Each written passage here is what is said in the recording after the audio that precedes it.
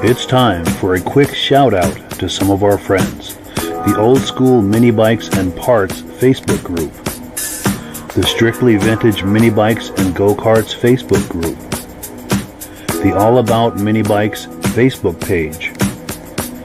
Genuine New Old Stock Vintage Parts. The Vintage Snowmobile podcast.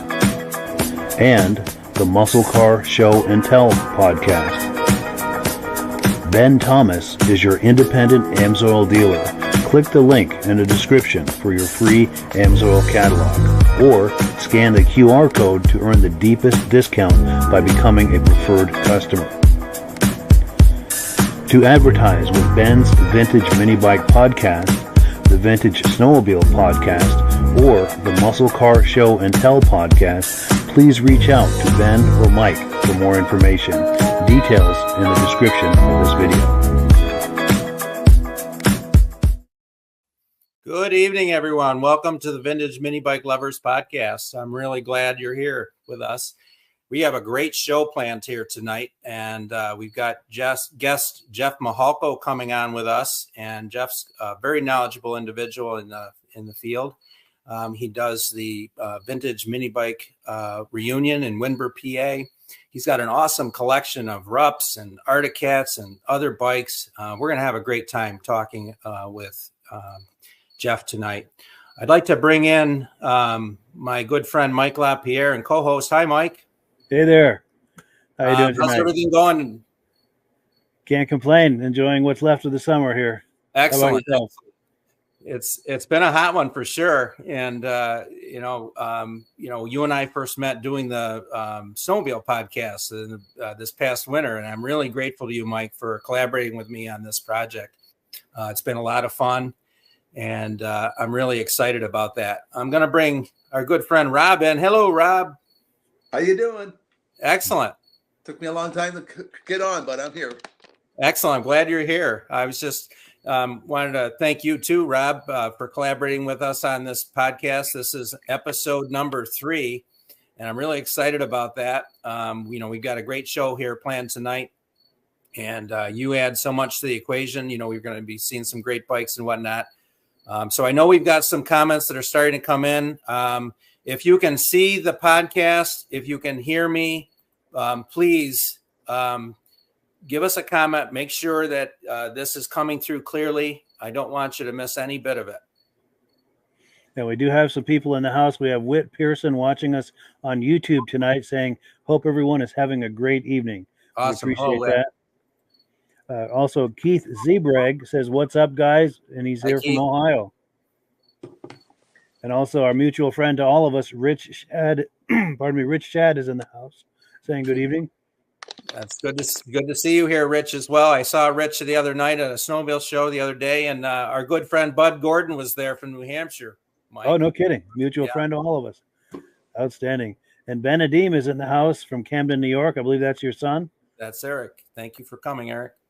Outstanding. Just a couple more here, and we'll get right to the meat of the biscuit, so to speak. James Kais is in the house from he's saying hello to everyone. Also, John Love is here saying hello from Pennsylvania. Excellent.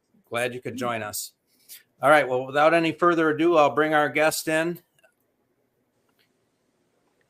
Hello, everybody. Hello, everybody.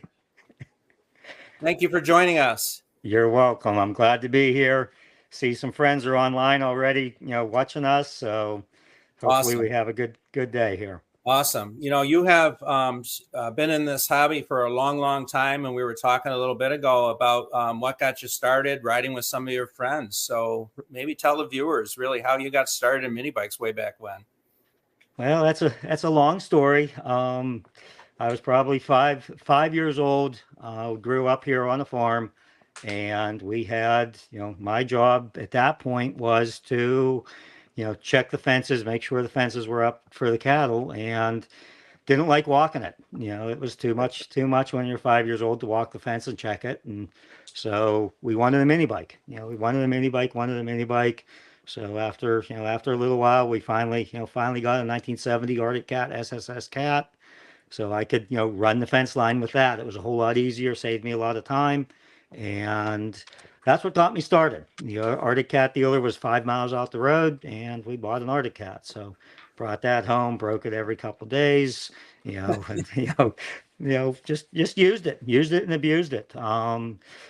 Several years later, got put away in the barn, came out of the barn, and we, started life, started moving on, found the bike in the barn, restored it. And then after I restored it, started taking that bike to car shows. Stuff started showing up, hey, I got this in my garage. I got this in my garage. My grandfather used to be a dealer. All these different stories would come out. And, so followed up on all those leads. And now I got a massive collection of mini bikes and parts and supplies and making stuff for them. And, it's been a great hobby, kept in touch with lot of neat friends, a lot of neat people who've, come into this hobby. We started the mini bike reunion. We just, it's all been a big long circle. So it's great. We love it. You're absolutely correct about the hobby. And, that's the vintage collectibles, whether we're talking about cars, snowmobiles, tractors, trucks, we're talking about people with the same interests, when you find out in these hobbies that we're not all that different after all. And that's what's so nice about it. It brings people together. We need more of that. So I'm really glad that, you agree just opening up your property for the reunion, we'll talk a little bit more about that down in the show when we get to that point. But that's really very generous of you and your family to really do that and really to help support the hobby. And I know I've not been able to get there myself to your place, but I know so many people that do, and it's got such a great vibe. Everyone really looks forward to it. And you have had people coming there for years now, right? Past season was 24th year. Yeah, that was the 24th year. So next year, June 20th will be the 25th year for it. So we're starting to gear up for that with some different ideas already. Excellent. Well, hey, how about we go into a little bit of show and tell, and we'll see your collection, and we'll play this video, and then we'll get back on the other side and we'll talk about some of it. Sounds great.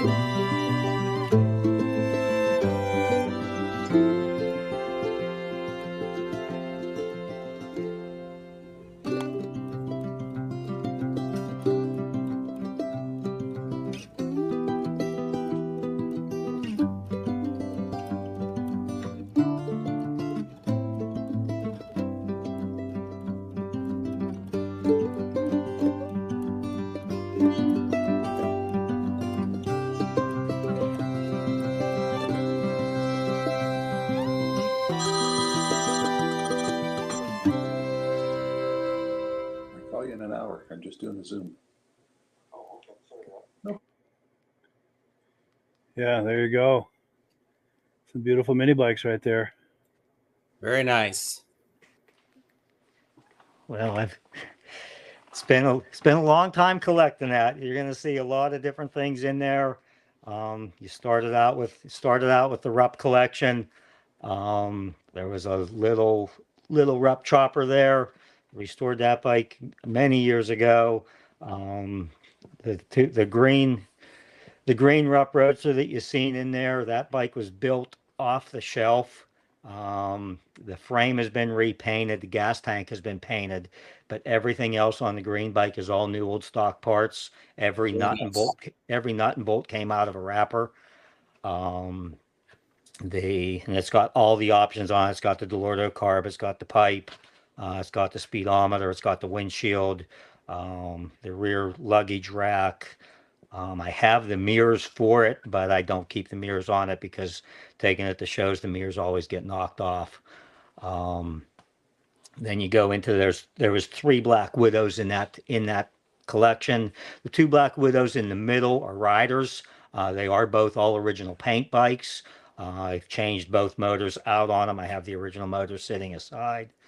The Black Widow that is by itself, that is a fully original bike. It's never been messed with. Somebody did stick a Schwinn bicycle headlight on it back in 1971 when they bought the thing. So it's kind of neat. And then of course the white Rupp Roadster, that's my parade bike. That's what we use. I still run that in different parades and stuff around the area. That's my police bike. It does have red and blue LEDs on it, for during the mini bike show, chase people down for doing something wrong. I can get them because that's actually a 5-horse engine in that one with it's been built a little hot, so I can move pretty well on that bike. The long arm of the law. That's right. So then you've seen the Arctic Cat collection. That's pretty much my pride and joy there. There's in the picture now you have the Rupp frames, the 69 Rupp Roadsters. Those are in there. Then you've seen the collection of the Fox campus bikes. They start in 1962 with the 2 red ones and go up to 1968. Those projects I'm hoping to get done here very shortly, working on getting the exhaust pipes made, for those bikes. That's the Ruttman chopper there. There was a couple Coleman, the Coleman mini bikes from 1971 and 72, the Coleman Sport 530 and the 240. There's the Arctic Cats, the Screamers in the middle there, the Prowlers in the picture right now, the Ramrod down at the end. Arctic Cat, of course, made bikes from 1970 to 72. On the other side of those bikes, you see the Hondas. That orange Honda 70 is a 1970 4-speed bike. It has 93 miles on it. Down a little bit farther, there was another bike, the ZB50. That was a special bike in 1988 that came through. That bike has never been ridden. Shows 1.9 miles, I believe, on it. So kind of some different stuff there. Then, of course, I still have the Whizzer, the Cushmans. Then you get into my parts bike collection. Parts bike or bikes for sale or good riders. Those are all down in some of that. You'll see the junkyard picture, and then that's a soapbox derby car up on top. In the back corner up there, you see a Rupp Gremlin. That was one of their go-karts, their giveaway cars for AMC. They also did a Jeep CJ5, and they did the couple other carts, a Subaru Brat. They built a Subaru Brat. I have one of those that's sitting at a Subaru dealership here in town. There's the Rupp Gojo. There's a Model A Sport Coupe underneath that. There's a goat wagon up there. There's a 1970 Challenger TA. Yeah. 346 pack car. And there was a Porsche 356 in there. And then the car in the back corner was a 1947 Delahaye, which is a French built car. One more back yet, back in the corner. That one. That's a 1947 Delahaye. It's built in France.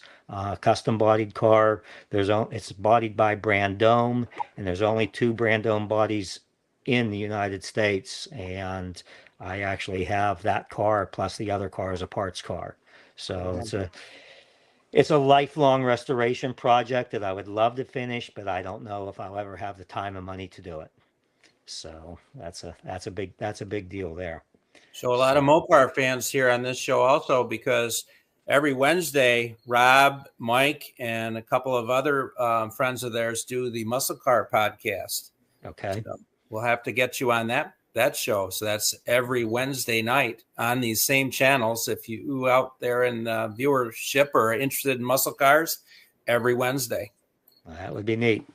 Yes, please come by and check it out. Be thrilled to do that. So, all right. Okay. Why don't we breeze through some of the comments, see what we've got going on, and then we'll check where we are in the schedule.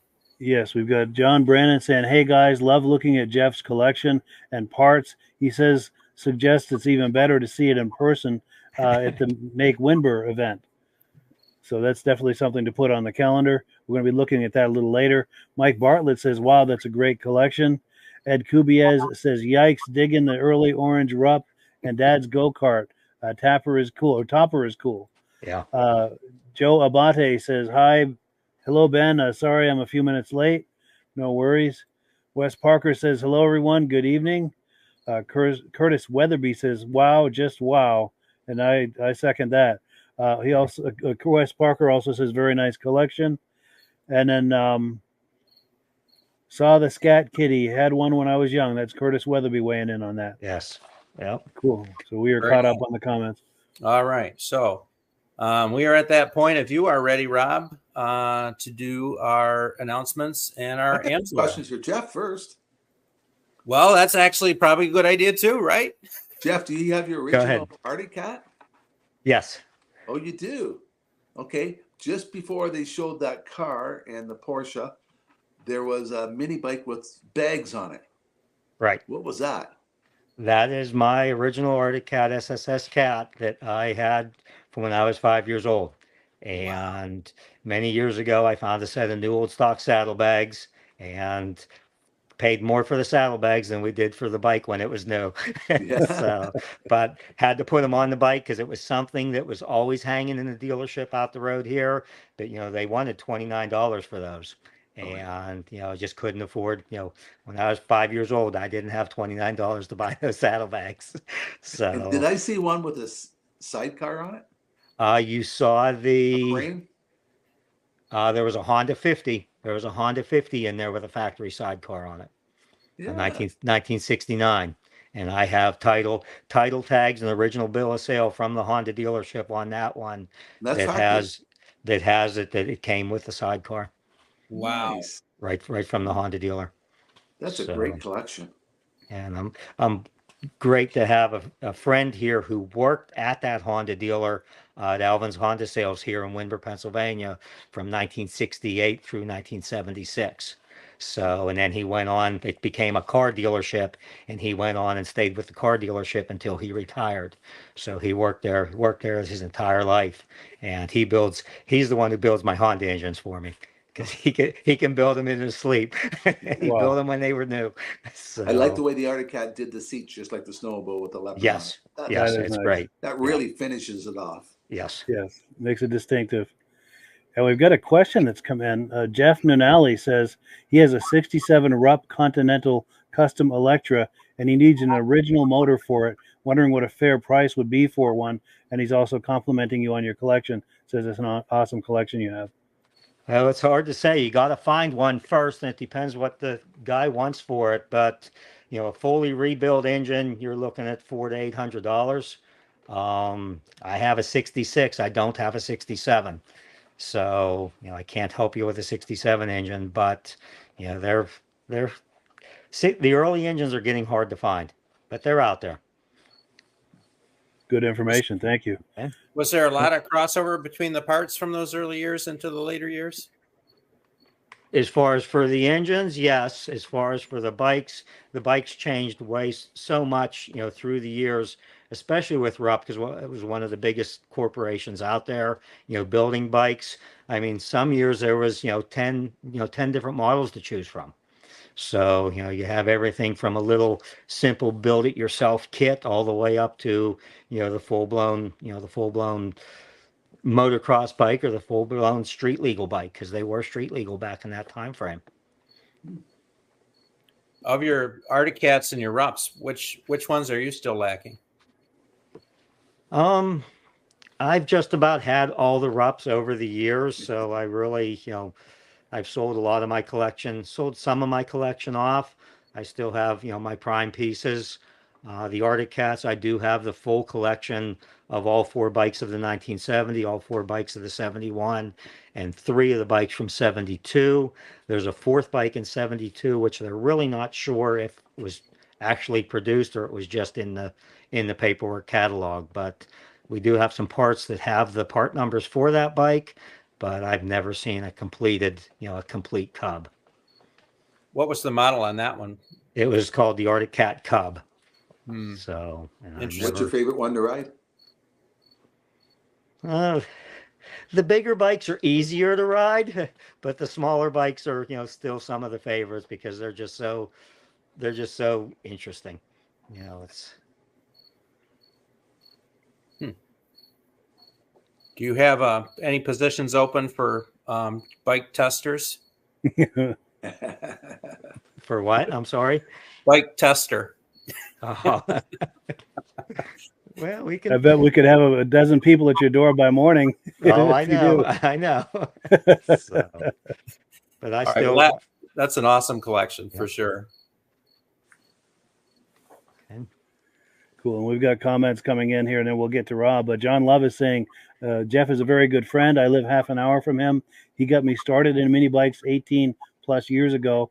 Went from 1 mini bike to 7 buildings. We've got to get him on the podcast too. Yeah. I'd love to have a look at those. Whit Pearson says, great show, world-class collection, and thank you for sharing. And John Komar says, I'm in at 345 pounds, LOL, to test the mini bikes. Well, there used to be an Arctic Cat ad that had a very heavy man on a Arctic Cat climber, and I can't remember what it said. It was I think it said the heavyweight. I think I remember seeing that. Yeah, so it doesn't matter. It's always funny. The bigger the guy, the smaller the bike. Of course. All right, so we will bring Rob to full screen and go time. Okay, I'm here to tell you a little bit about our Amsoil products. Mike and Ben all of us are Amsoil dealers, and we distribute one of the top line lubricants on the world. Amsoil, our 5W30 signature oil, is good for 25,000 miles or 1 year. Pours at 60 below zero, runs 20 to 50 degrees cooler, cuts down friction and drag so engines last longer, and you get better fuel economy. It's a cheaper oil to run than petroleum oil. But for the mini bikes, you don't want that. You want an oil with a high zinc because of the cam, rockers, and lifters. Now, you still want the benefit of the synthetic. It'll cut down friction and drag. The engine will last longer. Better performance. It's better for rust. So by running a small engine oil with the zinc in it, it makes the engine run smoother, quieter, more performance out of it. Now, some of the bikes, not too many of them, have a clutch in it and gears and all that. So you need a one with a friction modifier for the clutch. But most of them are certificate dry, so all you need is a small engine oil. But we do have that available. And a lot of problems people are having nowadays is the ethanol. People are saying, well, I'm buying super. Guess what? They're putting ethanol in super now. So we have a product called Quick Shot, and eliminate the ethanol problem. So if your bike's sitting for a while, the gas won't separate you. And Amsoil has a really neat program where you can sign up as a preferred account. Ben should have a thing here where you can click on and you can get a free catalog, or you can sign up. And in our book, we actually have the prices in there of the products. So you can tell, oh, where is the price? Yeah, you can look up the exact price and it'll show you how much retail should be for the product. And it'll also tell you what the preferred customer is, which is almost 25%. So if you're buying a whole case of oil, you can save $40, and they'll ship it right to your door free. So for more information about the AMSOIL, Ben should have a link that clicks and goes right to him, and he'll help you out with the information you need. Well, thank you, Rob. Yes, we do have down in the comments, there is the information to find my referral number, as well as the link where you can click to get your catalog and become a preferred customer. I appreciate you doing that, Rob. All right. One last thing on AMSOIL is we've got the AMSOIL promotion. We don't want to forget that. Oh, that's right. That's right. And Order $100 worth of product, you get free shipping, plus they're going to throw in the detail cleaner for you. So they're always helping you out with a product to try a new product when you order AMSOIL. And that works great on all those vinyl mini bike seats and things like that. Excellent.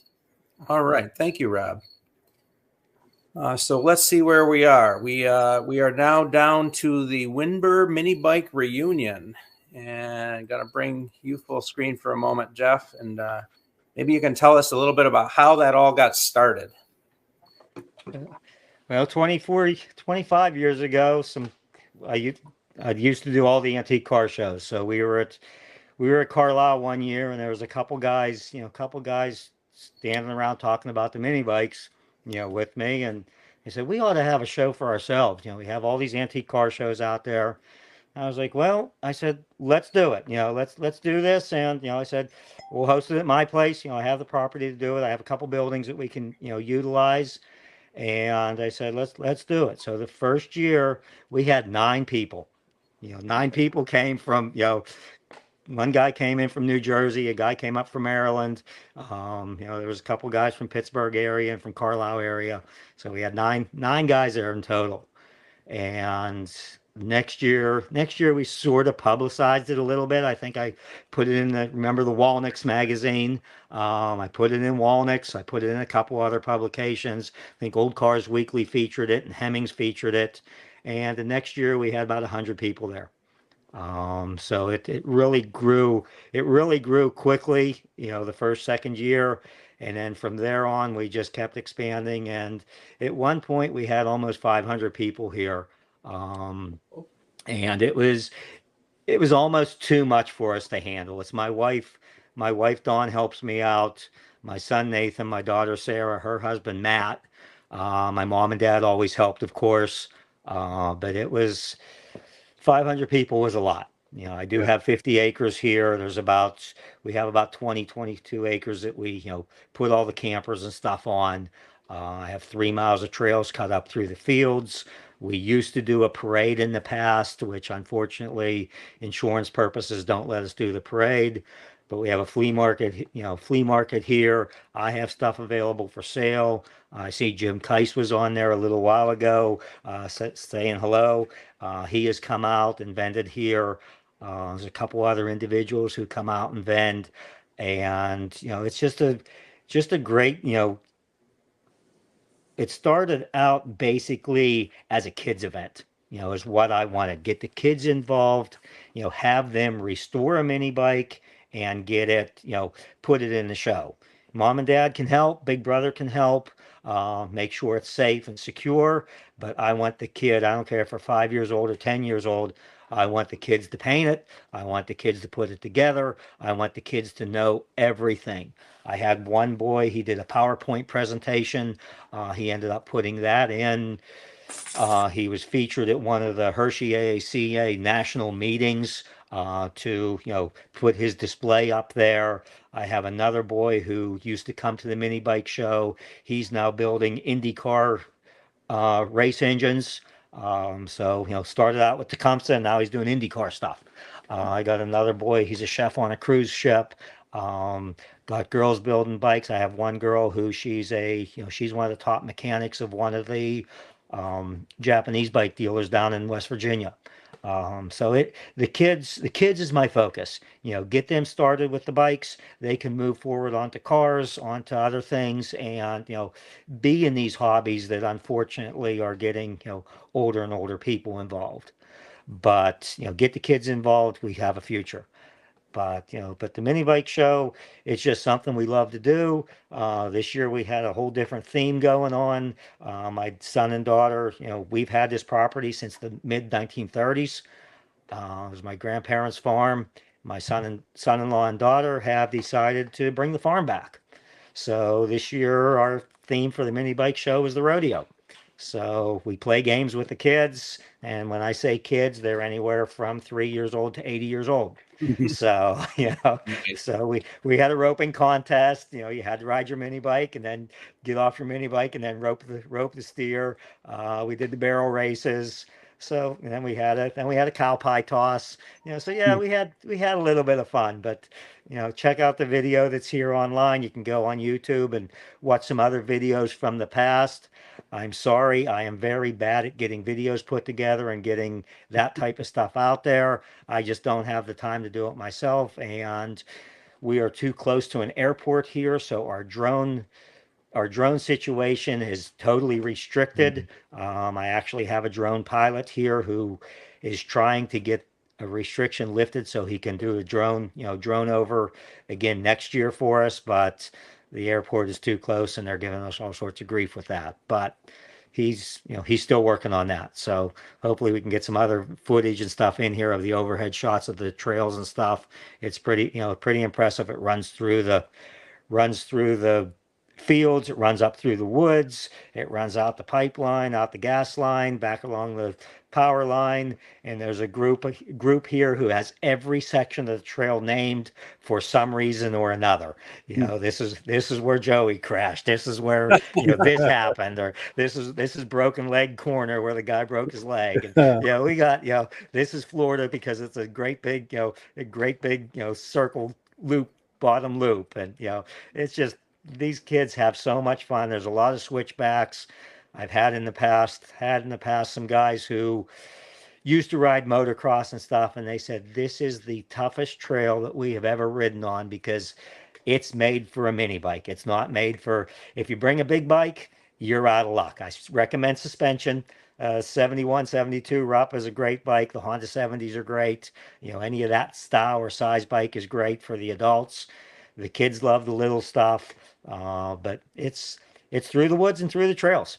So there's a lot of switchbacks and straightaways and some rough areas, but everybody loves it. Neat. So check out the video and we'll talk afterwards. Well, we'll run some footage of some today's.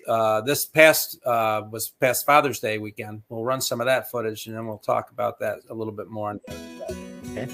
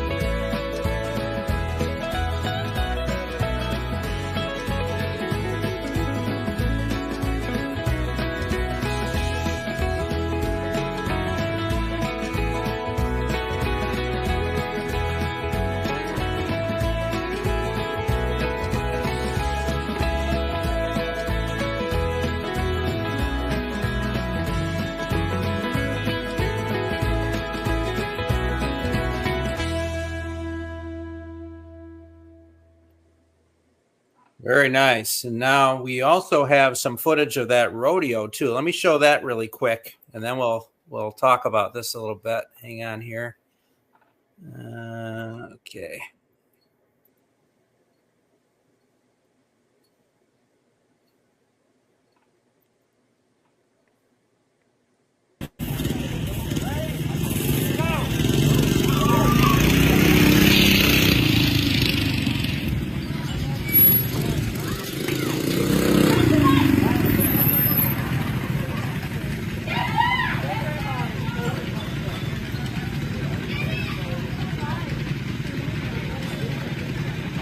Got it.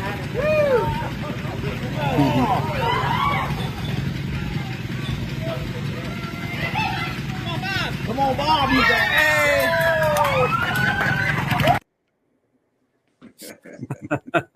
So Good, clean fun right there. Yeah, it looked. It was a little harder than it looked at starting point. I didn't think it was going to be that difficult, but it was so much fun. I mean, we had, as you can see, the adults were right in there with it, and we wanted them to take the rope with it, but we figured that somebody's going to be so tangled up they're not going to know what to do. So it was so funny. We left the rope lay on the ground at the beginning there, and run their bike around the barrel and come back to the rope, pick it up. And I told them all right at the beginning, grab the rope by the knot. Grab the rope by the knot. That way you can, turn it and you can throw it. Well, they would pick the rope up by the end, and they didn't have just a straight rope in their hand, trying to figure out what to do with it. And it was just a riot. Then of course you seen we had an ice cream social there at the end. That was great. We had had a good time for that. We have a banquet dinner. Saturday night. This year we had a cow pie toss. So I got these frisbees made, and of course we had to throw the frisbee to a target, and whoever got the closest to the target won.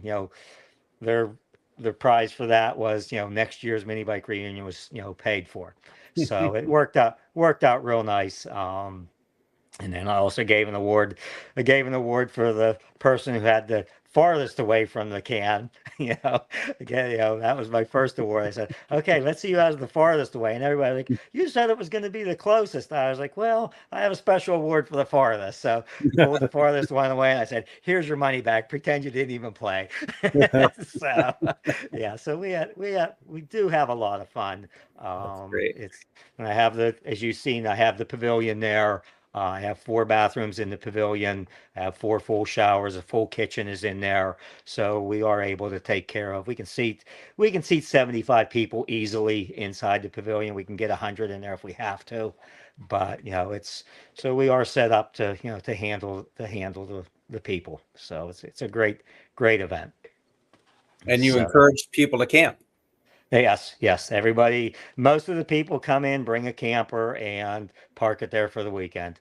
And it's just a great, they're there for the whole time. Normally in the evening, weather was trying not to cooperate with us, but we normally do a Congo line, every year. So I get started to drive around the aisles of people and say, get your bike, get on, let's ride the trail. And I think at one point we had 70 or 75 bikes in a line running the trails together. So Nice. And then the thunder and lightning was out in the distance. We could watch it coming, and till we got done off the trail, it was starting to rain. So everybody scrambled back to their campsites. So and then of course we have a bonfire at night. And it just has a lot of fun. Yeah, I see Karen had a notation there. Greatest show on earth. Thanks, Karen. So, but yeah, it's a lot of people come and then they come back. I mean, we've had people come from California. A group of them drove out, and the other half of them flew out, and then they swapped out once they got here. And then when they went home, the group that flew out drove back, and the group that drove out flew back. So it works out. We've had customers and friends come down from Nova Scotia. It's just been, at one point in time, one year we had 33 states represented. Wow. So it's a big event. It's a big event, and it's probably the biggest mini bike event that's out there, featuring the vintage mini bikes. And Excellent. that's what we're And really. Can you give us the date, location, all those gory details real quick? In case It'll be anyone's just joining us? Father's Day weekend next year, which will be June, I believe it's 18th through the 21st or 18th through the 20th. It's here in Windber, Pennsylvania, and you can contact myself, send me an email, whatever, and I can get that information out. So yeah, Randy comes 500 miles from Massachusetts, so there's a lot of devoted people who come to this, and everybody, and they don't bring one bike. That's the funnest part of it. They bring a trailer full of 10 to 15, 20 bikes. So when one breaks down, they can get right on the other. But we have the means here to fix whatever they need fixed. So there's mechanics here and people here to help fix whatever's needed. So it's great. That's really cool. Anything like this in Canada, Rob? Not that I heard of. Even when you talked about doing the show, I'm thinking, well, mini bikes aren't that popular. But once you mention it, the next car show, there was a pickup truck with a mini bike in the back. Yes. And this weekend, I did an antique tractor and snowmobile show, and there were 6 mini bikes there. Yeah. So once you mention it, I start looking around. There is a lot of people up here that's starting to redo them. Yes, there are. It's a growing trend to have that crossover at the other shows for sure. Yeah. Yes. Definitely. So Mike, we have a lot of comments that have come in. I know you've scrolled some of them. Why don't we catch up on comments? Yes, let me find my place here. We had Mark Nardella saying nice. We've got our mutual friend Tim Bewick saying great collection. Phil Bresnick says hello from Pittsfield, Massachusetts. Vintage Motocross Q&A live feed says, where is this event? What state is it in? Which we just talked about. And then Randy Gumpet answered him saying Windber, PA. Jason Bradshaw says you'll have to come to the Pate swap meet. I used to do the Pate swap meet 30 years ago. Wow. Out in Texas. And Jason, if you have any details on that, please post in the comments here. I'll put it up on the screen so everyone can see it and learn more about that. Karen Kraus says greatest show on earth, talking about that event. Mike Castle says sounds like fun. Randy Gumpet says he goes from Massachusetts 500 miles for him to do that trip. And Mike Castle says, I bring my mini bike to local car shows, and so far I've been the only one there, but they all seem to appreciate it in Michigan. Cool deal. So, yeah, maybe it's a growing trend. And hopefully we can put a little wind in that sail and inspire more people to do that. Yeah, for sure. All right, so let's see where we're at. I think we're still I've got one more clip from the mini bike reunion from years past when the parade was still possible, and I'll show that clip, and then we'll continue with some more show and tell with Jeff. So let me start that video, and we will see you on the other side.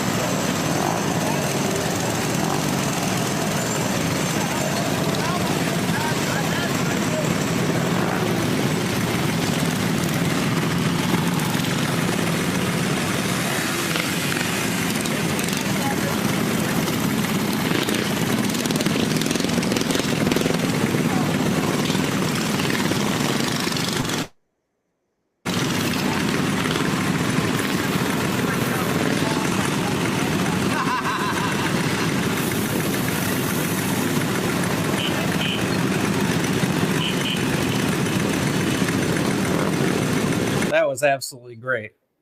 Yeah, that I believe was from 2017, and we had over 170 bikes in that parade. Needless to say, we tied up the town for quite a while. They have their own parade. What we used to do, we used to go down into town, set up in front of on the main street. They had food vendors and stuff down there. We'd go down, spend a couple hours with the bikes on display on the street, and then when the parade was actually coming through, we would get on our bikes and get out of town. And a lot of times we took a side trip. So we were on the main roads. One year we took a 14-mile ride Wow.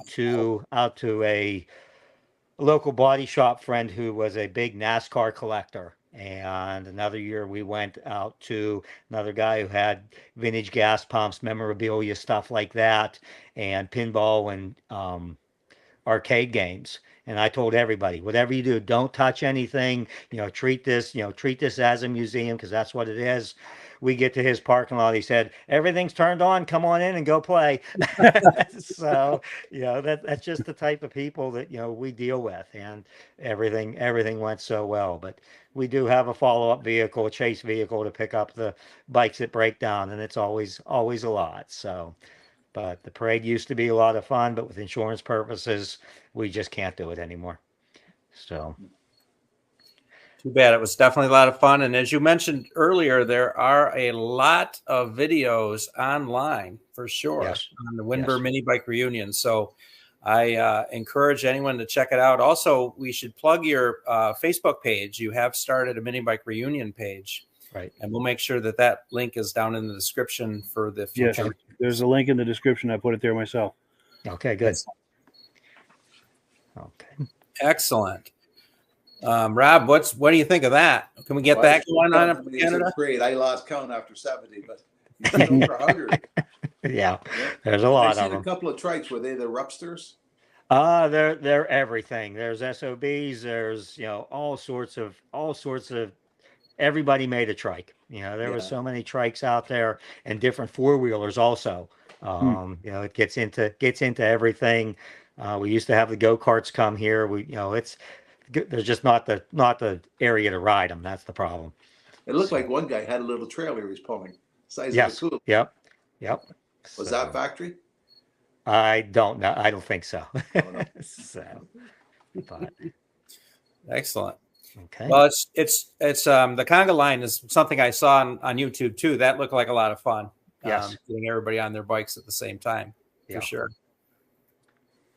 Yeah. All right. So we've got some more comments that have come in. Mike, can you catch us up with that, please? Yes, let's see. This one we did. But we've got Karen Kraus paying a nice compliment to us. She says that parade is the coolest thing ever, and I have to agree. Karen's probably participated in that one or more. She got to ride in the parade for many years. Nice. Excellent. So we are now up to some more show and tell, Jeff. Okay. So let me run some more footage. And you had sent me some other images of some content, and we'll start actually with this very cool item here. That's a stock. Those are stock Arctic Cat helmets and some Rupp helmets. That is a Arctic Cat 1971 whisker up on top. And then down below it, inside of the box, is a 1971 whisker. Never been assembled. I have actually the man who put that bike in the box. I have his picture, and he has re-signed all the papers inside of that box. Oh, wow. To designate that thing is 100% original. Wow, that's super cool. Yeah, I found that bike on eBay probably the first year eBay started. I found that bike, so that was about 1988 or 87, somewhere around that time frame. Wow. It was up in Michigan, and the guy helmets different than snowmobile helmets. And the guy spelled Arctic Cat wrong. He spelled ARTIC. He missed the one C in Arctic. So nobody found it but me, and I didn't meet his reserve, but I went up and picked the bike up and paid them dearly for it at that point in time. No kidding. But no kidding. So I've got some other clips we'll show from some Okay. of your collection still. And this is the mini bike guide. And we were talking about that a little earlier. And I'd like to plug my friend Mike Castle, who has indexed all of the mini bike guides. He has a Facebook page, Mini Bike Guide. And he's somewhat of a statistician. So he really did a nice job archiving all of the magazines and also indexing. And there's a searchable index he has through his site. I highly recommend it if you're looking for information from the Mini Bike Guide. That's a great resource. Yeah, I have them all in my head. I don't know, the guide to that will be very helpful because I just can't remember where everything's at anymore. And I do have most of the mini bike magazines from 69 through about 75, when it turned into Mini Cycle and stuff like that. But there is, that's the one there featuring the 1970 Rupp, the Chibis.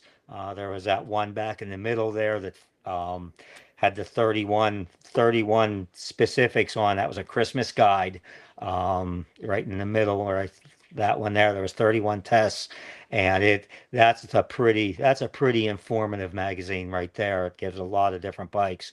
But through the mini bike guides and through some other information, I have come up with over 300 different North American made mini bikes. Wow. Then you get into the Italian stuff and the Japanese stuff. So there is, that's manufacturers. They may only manufactured for 3 months, but they're still considered a manufacturer out there. So there's a lot of history and a lot of different oddball bikes that you never get to see. Very interesting, and probably an extremely helpful resource in restoration work, I imagine. It is, yes. All right, so we've got another clip of some awesome memorabilia. I have bought out many different Rupp dealers over the past 30, 40 years. The Mini Bike Mania there, that was at the Hershey, Pennsylvania AACA Museum.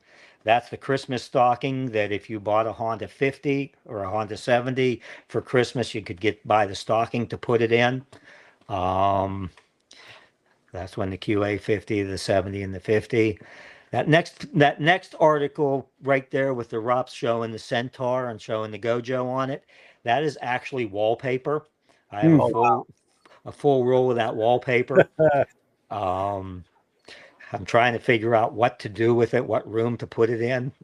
Yeah. So that's the sign for to save on your layaway plan. Layaway or up, and pay for it for the next couple months. There's some of the different model kits, some of the Rupp jackets, the Arctic Cat jackets, the Rupp poster. Back in I'm gonna say 84, 85, I met Mickey Rupp at one of the antique car shows. I had a bike on display and he came over, we talked. I ended up restoring a Black Widow for him, back in the early 80s. And that really, at that point, really didn't know who Mickey Rupp was. I just restored a bike for him, and that was that. But over the years we did keep in touch, and did some other things, help him find some parts for some of the other guys who helped restore bikes for him. But it was a really neat feature to be able to do a bike for Mickey. Yeah. So but That's really cool for sure. I probably have 80 bikes in museums throughout the country that I have done for customers who they've ended up in museums. So I do a lot of personal restoration here, both for myself and for customers' bikes. Are Rupps the neat. most popular mini bike, or did Bombardier ever make one? I'm not sure if Bombardier actually made a mini bike. There was quite a few different Canadian mini bikes that were made. I'm not sure if Motorski was part of the Bombardier line or not, but I know Motorski was Canada. There was a couple other. There was that Aranthocyte bike that was an electric bike that was made back in 1971. It used a big car battery on it. but that was, that was way ahead of its time. Back in 1970s, they had an electric mini bike. So, Wow. but Just that was, yeah, the moto skater is the only one I can think about, and I'm not positive if Bombardier owned them at that point. Maybe one of our viewers knows, and I've seen through the Facebook pages, I've seen a couple really nice moto right. skaters. They're a really nice bike. And I'm pretty sure it's featured in one of the mini bike magazines, but I can't think which one.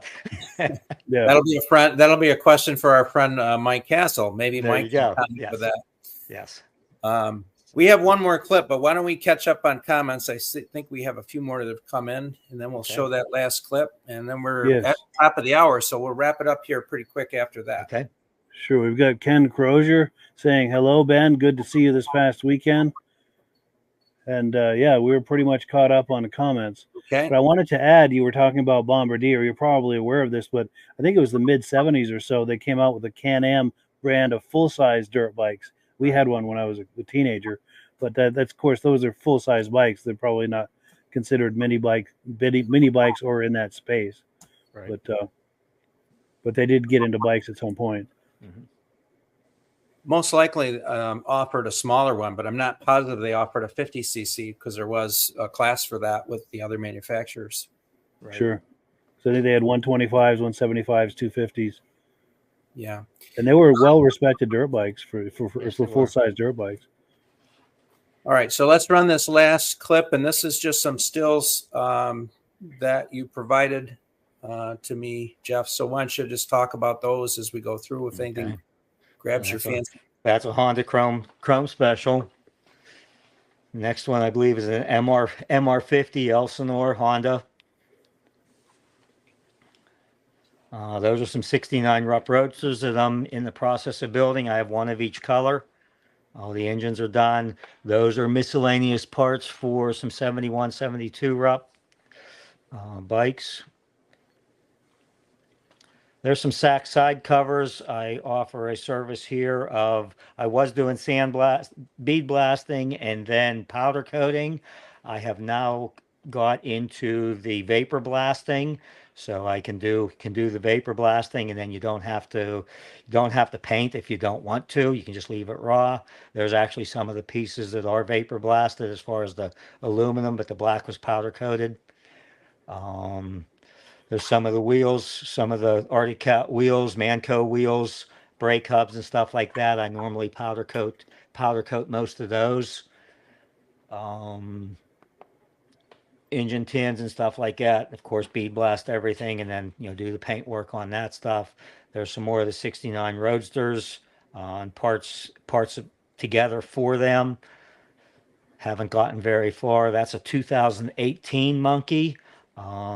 Everybody knows about the 19s, but that one got titled December 29th of 2018. Those are the mini bike decals there. My wife does have a sign shop, so she does all my mini bike decals for me. They all are pressure, peel and stick decal, but they are gasoline safe. They won't rub off. And she does all what you see there, and then she can do anything else that, as long as we have some artwork for it, a good picture with dimensions, we can make those decals up. We are doing some of the Bonanza stuff now. We do all the Rupp stuff, the Arctic Cat, the Tecumseh. There's one of my Arctic Cat signs. Little Indian sign should be up above that thing. Yeah, little Indian sign, another Arctic Cat sign up there. Those are all magazines, Popular Mechanics, Road and Tracks, the Sack Service sign, the Tecumseh sign.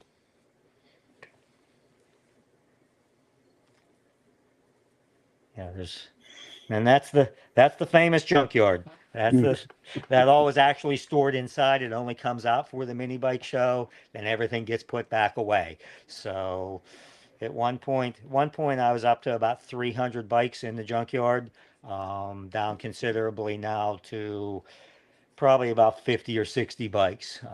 It's time to start restocking, but you got to figure, 30, 40 years ago, you could buy these bikes, a complete running bike for $50 to $100. And, but today you can't even buy a parts bike for that. So Yeah. I've, got lucky. I collected them when they were, reasonable. Good investment. This is my full-time business. We deal in antique auto parts from the late 1800s up through the early 1980s. I do clips and fasteners, window channel, weather stripping. Um, we do everything from the, antique top fasteners for the horse and buggies up through, the weather strip kits for the complete weather strip kits for the 60s, 70s, 80s cars.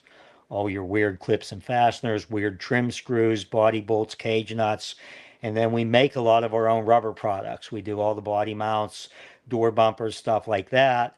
And then that led into mini bike division starting off, and I make some of the different rubber products for the mini bikes, some of the twist grip assemblies, some of the foot peg covers, the Sachs pull start handles, the gas tank mounts, the fork tubes. I just did the Bonanza fork tubes. I know a lot of guys are looking for the Bonanza fork tube covers. I just did the big one that takes the clip to hold it in place. Haven't made the clip yet, but I do have the rubbers at least. Um, and everybody says, how did you find all these mini bikes? Well, that sign right there, my wife made me that sign probably 30 years ago. And that sign goes with me to every car show and to every, bike show that I go to. And I just set that out with my bikes. And everybody who walks by has a story. And they had one of these bikes when they were little, they wanted one, whatever. So it's kind of neat.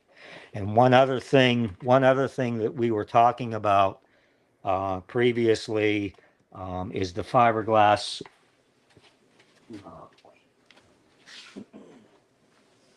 Is the fiberglass parts, some of the fiberglass parts that some of the guys are making, John Brennan, in fact. And what we're doing is we are chroming the fiberglass.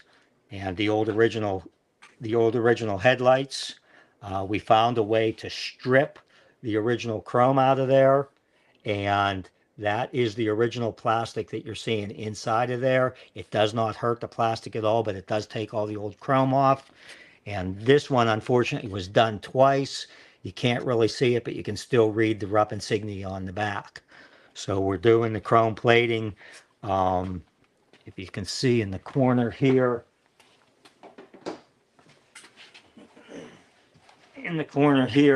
we're able to do the plating in any of these colors. So, we can pretty much customize whatever you're looking for to do something like that. Totally amazing. And then one other thing that we're making is the simple reflectors. Arctic Cat used a reflector that does not match anything that's out there right now. So I have a guy right now molding the plastic reflectors for me in the right dimensions. So I'm able to, being in the automotive industry, I'm able to get a lot of stuff found and made, weird fasteners, weird screws, weird clips, to hold some of these parts together that, just don't exist anymore. That's super cool. So we're trying to keep the hobby going. Yeah, great resource. Yes. So the hobby is going to be alive and well into many years. And you touched on earlier the need to bring youth in, and I couldn't agree with you so much more. I mean, that's really the future, and we need to encourage that. So I'm glad you're doing that. Yeah, my grandson was here earlier, and he wanted to be on the podcast, but I wouldn't have got a word in edgewise with him. Aaron sounds like a sharp kid. Like he really knows his mini bike stuff. He's learning quickly, and he retains the knowledge, so he's a lot of fun. So, excellent. He loves to ride. So, okay. What did you guys do with that stuff? That chrome on fiberglass. Can you imagine? Wow. Yes. Yeah, it's really nice. It's a Spectrachrome product, so it is a really good process. The guy who does it for me is only 4 miles away from me, so it's, I can, get stuff to him, and he's very quick, with the product. So it's a great service. Nice. For anyone interested in reaching out to Jeff, I'll put his contact information up again, and I believe it's down in the comments anyway. And he obviously has a wealth of knowledge, and I have every reason to believe that if you need something, he will point you in the right direction if he can't help you directly. So definitely reach out. Now we've got a few last-minute comments that have come in.